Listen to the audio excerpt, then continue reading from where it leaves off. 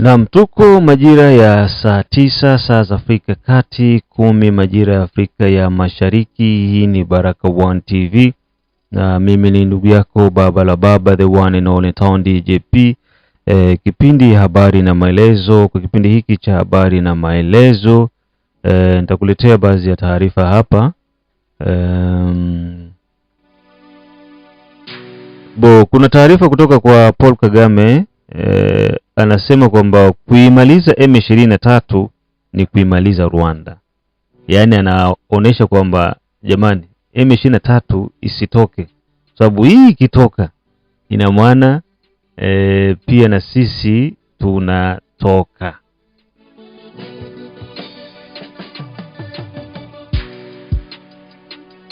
Ndakuletea pointi 13 ambazo zina umuhimu wa haraka mno kwa ajili ya mabadiliko ya katiba ya sasa ya Jamhuri ya Kidemokrasia ya Kongo. Na vile vile nitakuletea taarifa kuhusiana na sheria ya programmation ya kijeshi ya 2027-2030. Waziri wa mambo ya ndani wa mambo ya ulinzi na ancien combattant Guy Kabombo Bwadiamvita ameweza kuwashawishi wabunge wa taifa kwa ajili ya kuweza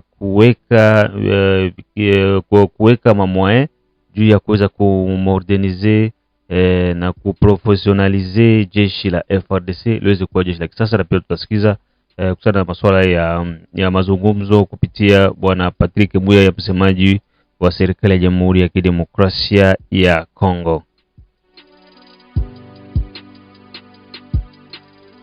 Ili kwa kwanza kupata habari zetu, like pia subscribe Baraka1 TV. Tuko pia Facebook pamoja na TikTok.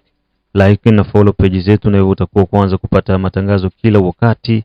Na vile vile unasikiza matangazo haya kupitia Mutula FM kutoka huko Shabunda, na pia usikose kuungana na sisi katika operation Saidia Muzalendo. Tuanze na hili swala.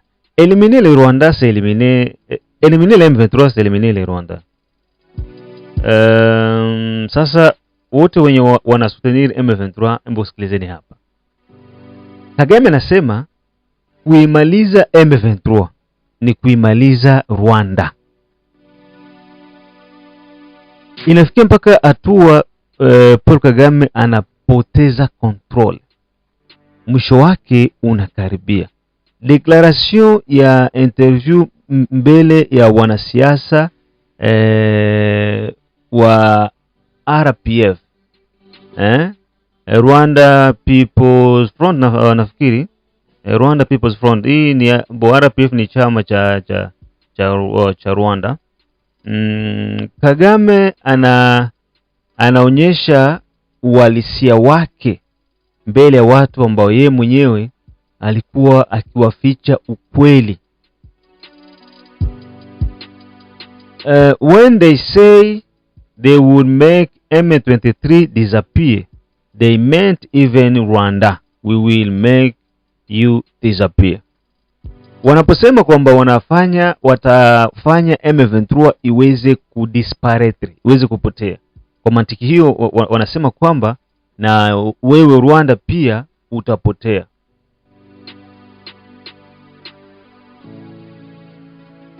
Hapa yeye anamaanisha kwamba kuweza kuimaliza M23 ni kuimaliza Rwanda, kwa sababu M23 inaishi kwa kudependre na Rwanda. Twende sasa, kwa nini M23 leo? Kagame aliingia mu pouvoir mu 1900, Rwanda ilianguka mu 1994, ndo Wanyarwanda wakaingia mu pouvoir. Kagame akachukua pouvoir c'était mu 1900 combien? Alikuwa vice president 94, 96 nafikiri. 96 kama sikosei. Sorry. Laurent Desire Kabila wakati aliingia kwa pouvoir mu 97 akakuwa president de la Republique. Rwanda ikaanza kudependre na Congo kupitia AFDL. Rwanda ikaendelea kudependre na Congo kupitia tena RCD. Rwanda ikaendelea tena kudepende na Kongo kupitia CNDP, kupitia tena M23 ya kwanza na kupitia hii M23 ya pili. Hii iko na maana gani? Maana ni kwamba wale wote ambao walikuwa ndani ya hizi movement FDLR AFDL, RCD Guma, CNDP, M23 ya kwanza ndo wale wenye leo wako mui M23. Donc façon za kutumika ni zile.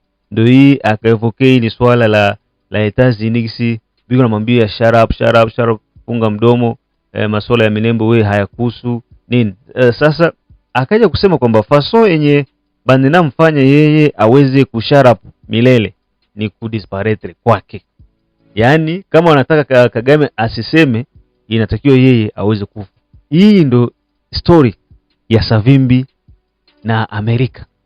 Gisi nilisema mchana, ndio jinsi ilikuwa hivi. Unaambiwa hicho achana nacho, wewe unatia jeuri, unasema nitafanya. Huko usiguse, wewe unasema nitagusa. Wakati Marekani tayari amekwisha kupanga mipango yake. Ewan, muda ukishafika hakukwagi tena kurudi nyuma. Hakukwagi kurudi nyuma. Leo M23 ni parmi groupe, sio parmi, ni groupe ya kwanza kusababisha mauaji nchini Jamhuri ya Kidemokrasia ya Kongo. Na inatishia kupanua mauaji Afrika Mashariki na Afrika ya Kati. Kwa hiyo leo ni Kongo, kesho itakuwa ni Tanzania. Unasikia Uganda walisemaga, if you want us to leave Uganda, Banyarwanda hapo, we should go with our land. If not, the M23 you see in Congo will come in Uganda. Kama mnataka sie twende Rwanda, hivyo twende na bulongo wetu. Kama atuende na bulongo wetu, M23 yenye iko Kongo ndo mtaiona hapa Uganda. Kwa maana hiyo kwamba watakreye rebellion mu Uganda kwa kureklame kwamba biko na reklame bulongo yao. C'est ça les Rwandais.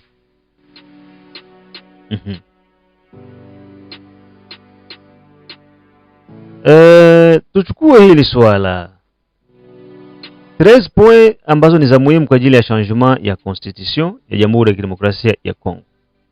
Twende kwanza, service militaire inatakiwa ikuwe iko obligation kwa kila jeune kuanzia 18 na 30. Kila kijana mwenye kuna miaka 18 anatakiwa afanye mafunzo ya kijeshi. Tanzania wako na JKT. Unamaliza form 6 kabla ya kwenda chuo, kwanza unapitia JKT. Kule unafundishwa uzalendo wa hali ya juu, kule unafundishwa ulinzi wa nchi, na pia utaamua kwenda jeshini, unakwenda jeshini moja kwa moja, unakwenda polisi, unafanya nini na nini vyote, lakini ushapata kwanza mafunzo ya kijeshi. Kongo pia inabidi tufanye hivyo kwa ajili ya kuweza kujiwekea usalama wa kudumu.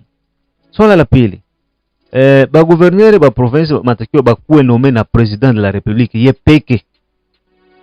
Hilo pia litachangia kuona maendeleo ya province kwenye akwendeki rais anaweza kutoa mtu kwa wakati huo anakunome saa hizi saa 2 inafika saa 3 anakutoa anatia mwingine. Swala la tatu, kumbuka kipindi ni habari na maelezo. Les assemblées provinciaux zinatakiwa zitoke. Sawa, kwa sababu ziko zina kula tu franga za umma burebure na kudepenser tu vitu vyenye havina maana. Kwa hiyo hatuna haja ya kuwa na bunge za jimbo. Swala la 4, les députés nationaux wanatakiwa wakuwe na manda mara moja yenye iko renouvelable kwa ajili ya kupatia chance na kurenforcer contrôle niko strict ku executif national, na pia député national anatakiwa akuwe na manda yenye iko illimité kuwa expert technique na kwa ajili ya détournement na mission za. Consequence ni kwamba kese ya leta inakuwa iko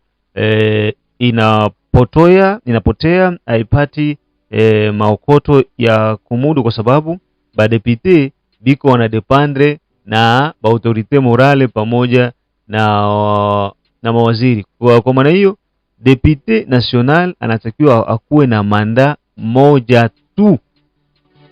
Sawa, député manda moja tu renouvelable une seule fois.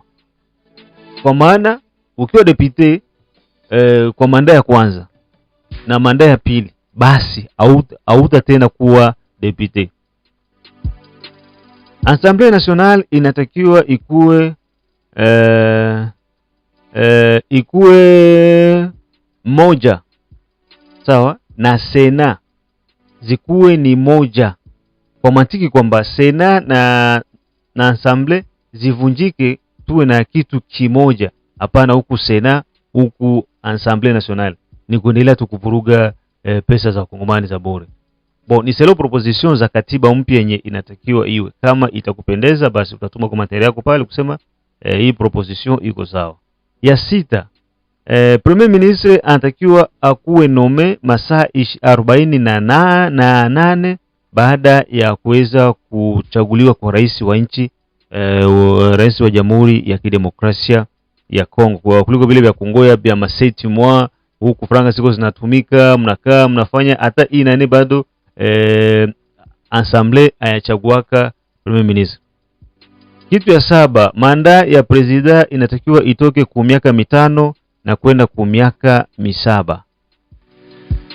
Kitu cha 8, decentralisation ya maresete inatakiwa ikuwe gere na mine na mise en place ya police ambayo iko specialize juu ya kuencadrer wakrezere artisanaux pamoja na sekteri mbalimbali ambazo zinahusika na kuorganize masuala ya uchimbaji wa madini, kwa sababu mamilioni ya pesa zinapotea kutokana na kutokuwa na centralisation ya recette. Ina maana kila service inakuya ifo tukuwe na service moja yenye iko na kusanya kodi kwa ajili ya upande wa uchimbaji madini. 9,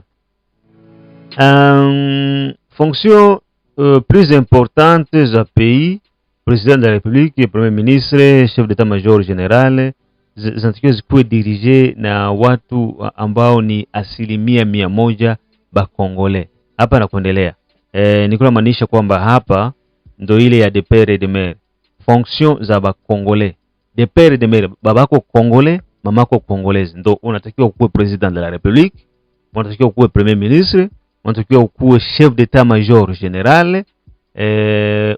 Bo tuseme ba chef d'état-major général bote, ule mkubwa wao wa kwanza, adjoint terrestre, nani maritime, nini aérien, na nani mwingine chargé na renseignement pamoja na operation, bakuwa Congolais de père et de mère, ba gouverneur ya province ba de père et de mère, ba commissaire ya la police ba de père et de mère.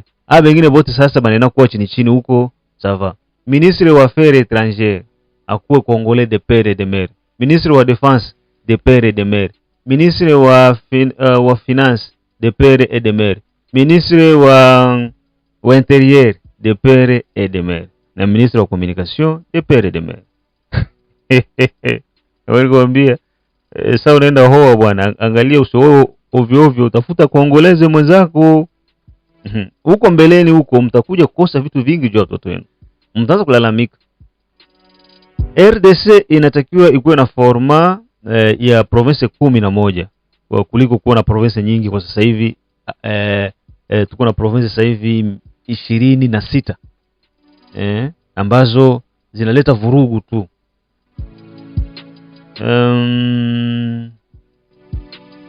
11, gouvernement ya RDC inatakiwa kuwa na mawaziri 26 tu ambao wanatakiwa wajulikane kikatiba. 12, la peine de mort inatakiwa ikuwe reconnue constitutionnellement. Iko lakini haiko mu constitution. Sawa? Kunyongwa, peine de mort, kunyongwa, trahison. Vitu gani lazima katiba inayokuja iweke kitu juu ya peine de mort.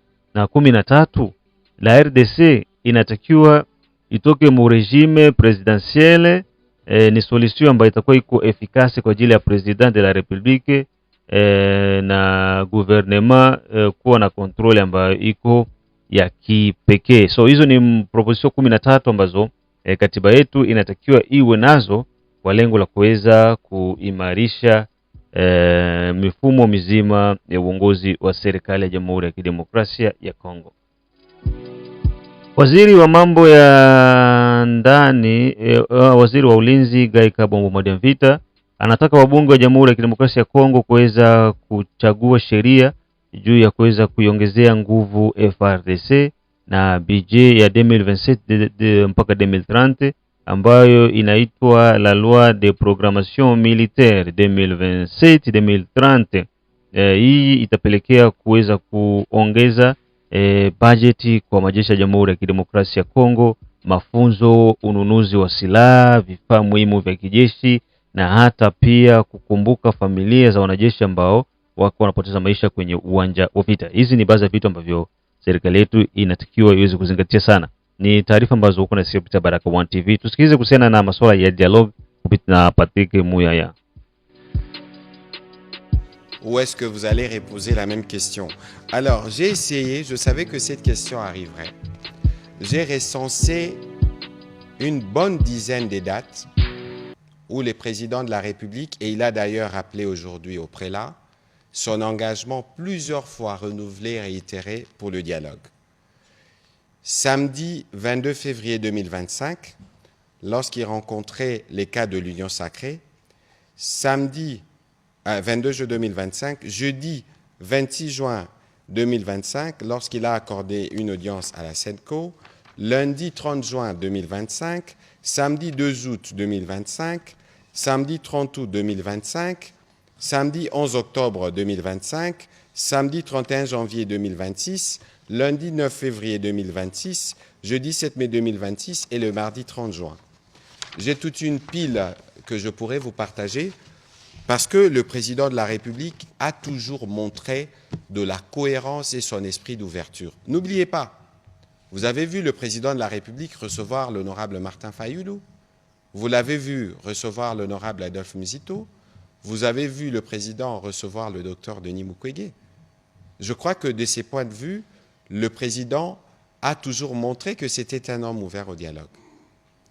Mais alors, il ne faut pas confondre le dialogue, oui, mais lorsque on a parmi nous de compatriotes qui ont fait le choix d'être complices de ceux qui nous tuent,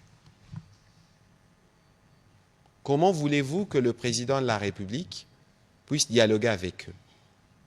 Et même la discussion que nous avons eue aujourd'hui avec le prélat va dans ce sens-là. Ça veut dire que l'inclusivité, c'est un objectif qu'on doit construire. Parce qu'il est évident que pour nous, dans la symbolique, c'est crucial, parce que les Congolais vont nous regarder lorsque ce dialogue devra se faire. Les Congolais ne vont pas regarder et applaudir, par exemple, nos compatriotes qui sont complices de ce qui nous tue. Il faut que les uns et les autres, qui n'ont pas encore de manière claire clarifié leur position par rapport à l'agression, ils peuvent le faire en venant et en reconnaissant, écoutez, Monsieur le Président, il est évident, ou à l'opinion nationale, et je ne sais pas quelle est la formule qu'ils peuvent utiliser, écoutez, il y a évidemment des choses que vous ne faites pas bien, il y a évidemment des choses qui peuvent être améliorées, mais Monsieur le Président, cette guerre, vous l'avez trouvée. Pour cette guerre, nous, comme Congolais, nous sommes disposés à venir vous accompagner. Ce sera aussi une preuve de leadership. Vous aviez parlé de hauteur du cardinal en parlant du président, mais il faut reconnaître aussi les sens de l'écoute des religieux, des hommes des dieux qui sont venus. Et en ces titres-là, nous avons eu l'occasion de discuter, y compris sur toutes ces perceptions, j'en parlais précédemment, pour que cette fois-ci, les uns et les autres s'inscrivent dans cette dynamique. N'oubliez pas que ce qui se passe en République démocratique du Congo a des impacts régionaux et mondiaux. Ici, il faut saluer, et le cardinal l'a dit, l'implication, par exemple, du président Sassou, qui régulièrement, lorsqu'il y a des situations en République démocratique du Congo, les évêques, par exemple, se sont référés à lui, ils peuvent le voir, ou le président de l'Union africaine, le président d'Aïchimier. Je crois que pour ces chefs d'État-là, et pour tout ce qui nous regarde, le président de la République vient donner une occasion à tout le monde de venir dans ces cadres qui sera mis en place, évidemment avec un rôle qui sera joué par les confessions religieuses pour que les uns et les autres puissent être rassurés. Et puis évidemment, il y aura sans doute des mesures qui pourront être prises pour les uns les autres. L'objectif principal ici, il ne faut pas qu'on s'y perde, c'est que nous puissions bâtir autour du rempart contre la balkanisation une coalition de Congolais, un front intérieur où nous pourrons, à travers ces dialogues, dire où laver les linges sales et puis après nous remobiliser tous pour un objectif commun qui est la libération de tous les espaces occupés par ceux qui ne doivent pas l'occuper. Alors, sur le deuxième volet de votre question sur le rôle des médias, mais il est crucial. Et c'est bien d'ailleurs le sens de cet exercice que nous avons voulu faire pour que tout de suite vous puissiez comprendre que ce qui s'est passé aujourd'hui, c'est le début d'une histoire et dans laquelle vous aussi vous avez un rôle à jouer. L'exemple qui a été donné par le président de la République, au-delà de tout ce qui a été dit sur ces rapports, notamment avec l'Église catholique, mais vous avez vu la clarification apportée par le cardinal lui-même. Ça veut dire qu'aujourd'hui, il faut considérer que c'est une nouvelle fenêtre qui a été ouverte dans le cadre des efforts pour construire la cohésion nationale dont on a besoin pour faire avancer le pays.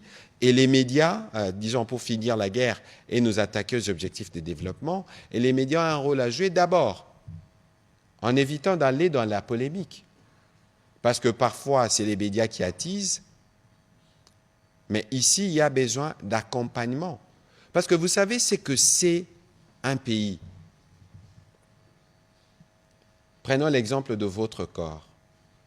Si vous avez un œil malade, si vous avez une oreille bandée, comment pensez-vous que vous pouvez être pleinement efficace?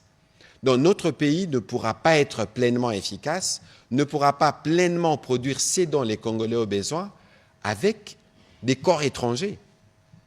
Il faut les sortir, il faut que tous les membres du corps se réunissent pour que nous puissions sortir ces mâles de chez nous et pour qu'ensemble, nous puissions nous dire, écoutez, cette fois-ci, montrons l'exemple que nous sommes des Congolais dans l'esprit des léopards et que les choses peuvent être faites différemment. Et donc, nous comptons sur les médias. Évidemment, le moment venu, lorsque l'ordonnance présidentielle sera donnée, lorsque les choses seront précisées, nous allons évidemment nous rapprocher de la présidence de la République pour voir dans quelle mesure les médias peuvent accompagner les efforts justement pour construire cette cohésion nationale qui seront déployés.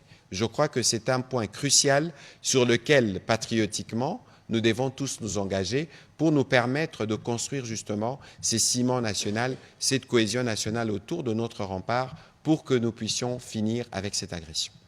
Merci. Prochaine question.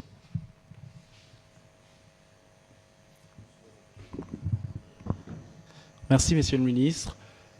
Deux petites préoccupations. D'abord, c'est par rapport à ce que le cardinal Ambongo a dit, disant qu'ils se sont engagés à amener cette mission, tel un apostolat. Mais alors, ce que je veux savoir, dans le cadre de cette mission, est-ce que les confessions religieuses auront réellement les coudes franches pour pouvoir approcher les différentes potentielles parties prenantes à ces dialogues? Ils les ont déjà approchés parce ils étaient même partis à Goma en janvier 2025. Ça veut dire qu'aujourd'hui, les confessions religieuses ont la possibilité de discuter avec toutes les forces congolaises. Opposition, société civile, et aujourd'hui c'était avec le président de la République ou encore Union sacrée. Je crois que de ces points de vue, nous connaissons justement nos pères spirituels, que ce soit les révérends Bokundoa ou que ce soit les cheikh Abdallah Mangala ou encore l'évêque Ejiba. Nous les connaissons tous et la capacité qu'ils ont à parler à des Congolais et à passer des messages à des Congolais de toutes les couches partout où ils se trouvent. Bon, l'autre question, c'est par rapport au profil de différentes parties prenantes. Est-ce qu'il faudra s'attendre au-delà des protagonistes qui sont politiques et la société civile reconnaît, est-ce qu'il faudra s'attendre à la participation, par exemple, de la jeunesse, des artistes et autres? Bon, écoutez, c'est un dialogue qui se veut national. Il ne faut pas anticiper parce qu'il y aura un comité des personnes qui seront à la tâche pour travailler et voir dans quelle mesure, à travers ces dialogues, on peut construire une cohésion nationale. Mais encore une fois, j'ai donné l'exemple de la conférence nationale souveraine. Je ne sais pas si vous étiez déjà né, mais moi je l'étais déjà, pour voir un peu la dynamique qui s'était créée en ce moment-là. Et donc, il est possible pour les Congolais de discuter des problèmes de Congolais et sur les territoires de la République démocratique du Congo. Et donc, je pense que ce serait ça aussi un message à donner à tout le monde pour montrer que, comme peuple, nous avons justement la maturité qu'il faut derrière le président de la République pour parler, y compris des sujets difficiles. Et donc, je crois que ça, ce sont deux points sur lesquels nous tous, nous devons aujourd'hui encourager justement cette capacité pour nous-mêmes d'avoir des solutions congolaises aux problèmes congolais. Voilà. Plus de questions? On va prendre les questions de M. Patrick Lacoué. Et puis on prendra une ou deux questions à Lingala pour terminer. M. Cyril Milandou n'a jamais des questions à poser. On vous donnera la parole aujourd'hui. Allez-y, M. Patrick Lacoué. Merci beaucoup, Monsieur le ministre, pour la parole. Tout à l'heure, vous avez souligné que le dialogue ne suspendait pas les pourparlers de Doha. Mais vous avez aussi dit que ceux qui agressent la RDC ne sont pas conviés. Pouvez-vous nous donner une explication à... Ici, qui ne s'est pas convié? Ceux qui ne sont pas conviés, c'est ceux qui agressent la RDC. Donc les fils, puisque Doha, c'est les pourparlers avec le fils. Comment vous... Ils ont déjà ces cadres-là, les fils. Ils ont déjà ces cadres-là, des discussions. Il y a des plans qui ont été adoptés, des accords qui ont été adoptés. Ils doivent jouer ces cadres, leur rôle dans ces cadres-là. Je rappelle que nous avons ici l'origine de la crise. La crise, elle est d'abord sécuritaire, due à l'agression du Rwanda contre notre pays. Et je pense qu'avec les pères de l'Église, aujourd'hui, il n'y a pas d'ambiguïté sur la nature de cette crise qui est d'abord sécuritaire. Et les réponses sécuritaires sont données dans les cadres de Washington et dans les cadres de Doha. Ici, nous sommes dans des efforts, justement, qui visent à construire une cohésion nationale, le front interne contre l'agression. Évidemment, le dialogue offrira l'opportunité d'aborder d'autres sujets d'intérêt national. Mais ici, les plus importants, c'est comment les uns les autres se mobilisent. Et dans ces dialogues-là, je suis désolé, cher Patrick, de le rappeler, mais il ne devrait pas y avoir d'ambiguïté. Ça veut dire que vous êtes Congolais, je n'ai pas envie de dire si vous l'êtes vraiment, vous ne pouvez pas tolérer qu'un seul centimètre carré de votre territoire soit occupé. Donc il est important que les uns les autres, lorsque les présidents de la République en parlent, ils n'en parlent pas pour bloquer les uns les autres, mais il est évident, et vous, vous êtes des professionnels des médias, vous ne voyez pas tout le monde, tous les Congolais qui se présentent comme des leaders ou des chefs de parti, vous ne les voyez pas tous se prononcer de manière claire contre l'agression. Je pense que c'est le minimum, parce que même si nous aimons dire dans nos traditions que le linge sale se lave en famille, mais avant de les laver, ces linges sales-là, il faut les sortir. Et les premiers linges sales à laver ici, c'est cette question de l'agression. Et de ces points de vue, nous avons une vue commune avec les chefs des confessions religieuses. Ils ont des capacités, ils peuvent s'appuyer sur la Bible, autant ils peuvent s'appuyer sur leur expérience, pour que les uns les autres arrivent justement à travers cette exigence, à travers ces besoins, pour les Congolais d'avoir que nous tous, nous sommes réunis autour de l'idéal de la préservation de notre intégrité territoriale. Ils feront évidemment les auspices nécessaires qui nous permettront, le moment venu, d'avoir ces dialogues et de créer le cadre dont on a besoin en termes de cohésion et d'unité pour que nous puissions répondre efficacement à cette agression. Permettez une petite question. Pourquoi finir. aujourd'hui, pour finir, pourquoi aujourd'hui, alors qu'il y a eu des appels au dialogue qui ont été faits bien avant? Pourquoi aujourd'hui? Bon, écoutez, il y a des appels, c'est moi qui vous ai fait la liste des dates où certains d'entre vous ne se sont même pas souvenus que le président de la République était engagé pour le dialogue. Les efforts pour que l'on arrive au retour de la paix à l'est de la République démocratique du Congo sont multiples. Et donc, il était important pour le président de la République, dans les cadres justement de sa vision et de ce qu'il a toujours dit et répété, vous avez encore suivi ce qu'il a dit au 30 juin, d'écouter à nouveau les prêtres ou les confessions religieuses, parce qu'il y avait aussi, vous l'avez relevé ici, des appréhensions sur leur position, pour voir dans quelle mesure ils peuvent, eux aussi, à leur manière, contribuer à la réussite de cet objectif commun. Voilà.